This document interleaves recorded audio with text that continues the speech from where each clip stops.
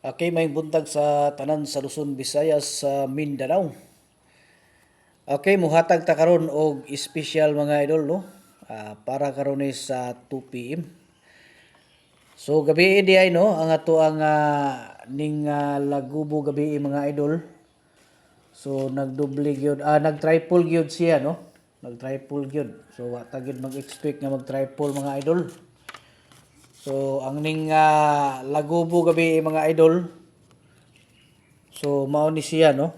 Ang ning Lagubo sa 9 PM. So mao na siya no ang 999 gyud mga idol.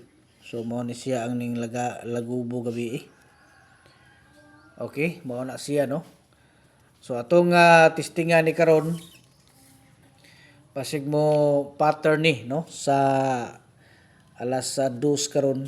So atong testingan mga idol no.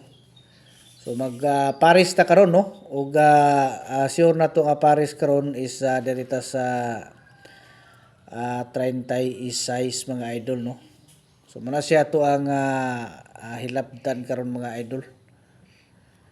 Butangan na to na og duha lang ka kuan. Butangan na to na siya og duha lang ka sample mga idol para diha mismo sa ato ang gitawag nga kuan no. Kanang ato ang palaman karon no nga 36. So mao ni siya no ang ato ang gitawag nga kumbati karong adlaw. So 306 no. Tama na siya. O niya sunod 5, 3 og 6 mga idol. Okay, 5, 3 og 6. Okay, so mao na siya no. Klaro gina siya mga idol. Kini nga to ang pares nga 36 karon nga adlaw. Okay, good luck sa tanan no. Kadtong gusto diha nga magpa-analyze no sa ilahang mga adlaw nga natawhan.